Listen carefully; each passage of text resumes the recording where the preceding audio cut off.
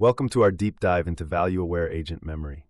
Let's start by looking at this diagram, which uses a really clever metaphor for large language models. On the left, we see a frozen LLM depicted as a locked fridge. This represents using a model with locked parameters. It's safe, stable, and ready to use. On the right, we have a robot looking confused with messy notes, illustrating fine-tuning. The text clearly states that fine-tuning is like brain surgery. Extremely difficult, risky, and generally considered bad practice for many agentic applications. It essentially messes with the model's core knowledge. Now let's compare three different approaches to solving this problem. First, on the left, we have fine-tuning, which we just discussed. It's unstable and hard to control. In the middle, we have standard RAG, or Retrieval Augmented Generation. RAG is great because it provides context, but it doesn't really learn from its mistakes or successes in a nuanced way. Finally, on the right, we have the MemRL goal. The key difference here is the high utility aspect. This goal focuses on creating a self-improving memory that not only retrieves information, but specifically targets information that has proven useful in the past. So how do we structure this useful memory? This brings us to the concept of the memory triplet, as shown in this hand-drawn diagram. A memory isn't just a fact. It's composed of three parts. First, the intent, or the query. What were we trying to do? Second, the experience, or the trajectory. What actually happened, the steps we took.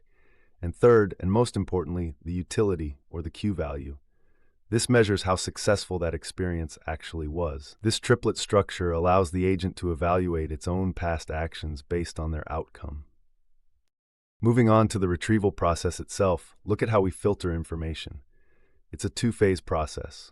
We start with a large pool of documents. The first gatekeeper is cosine similarity, represented by the figure on the left. This checks for relevance. Is the information related to the current task? But relevance isn't enough. The second gatekeeper is Q value, or utility. This checks if the information is actually useful. Only documents that pass both relevance and utility checks make it into the context window, ensuring the agent works with the best possible data. Let's understand how this system learns while it's running. This diagram illustrates the runtime update rules. We have our memory bank on the left and the environment on the right. When the agent attempts a task, it gets feedback from the environment. If the task is a success, we update the memory to reflect that these steps worked. If it's a failure, we also update the memory, marking those steps as less useful. This creates a continuous feedback loop where the memory bank is constantly refined based on real-world outcomes. Here we have a visual explanation of the trajectory verifier using a maze metaphor.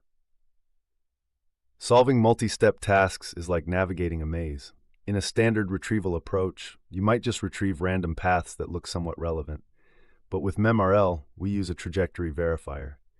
This component checks if the retrieved path actually leads towards the goal, filtering out paths that might look right but end in dead ends. This helps the agent stay focused on viable solutions rather than just retrieving similar-looking but unhelpful past attempts. Does this approach actually work? The results speak for themselves. This bar chart compares the cumulative success rates of three methods. The blue bar shows no memory, which performs the worst. The orange bar is RAG, which offers a significant improvement. But look at the red bar for MemRL. It achieves the highest success rate, with a relative improvement of 56% over the baseline. The stick figure waving the flag highlights this victory, showing that value-aware memory significantly outperforms standard retrieval methods. It's also important to verify that our utility metrics correspond to reality. This scatter plot shows the correlation between Q-value confidence on the x-axis, that's our predicted utility, and actual task success rate on the y-axis. The data points show a strong positive correlation. This means that when our system assigns a high Q-value to a memory, it really does correspond to a high probability of success in the real world. Our confidence metric is reliable, which is crucial for trusting the agent's decisions. We often think of failure as a bad thing, but in this system, it's a learning opportunity. This slide introduces the concept of high-quality failure. The stick figure is holding a failure card, but notice the detailed error message.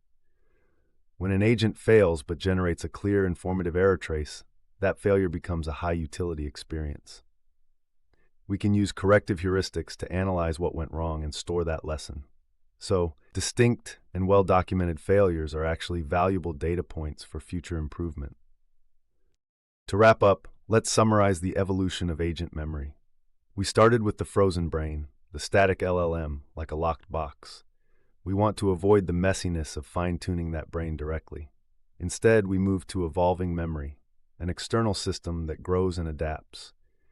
And the pinnacle of this is value-aware memory, where the system doesn't just remember everything, but specifically curates memories based on their value and utility. This allows us to keep the LLM frozen and safe, while still achieving continuous learning and improvement.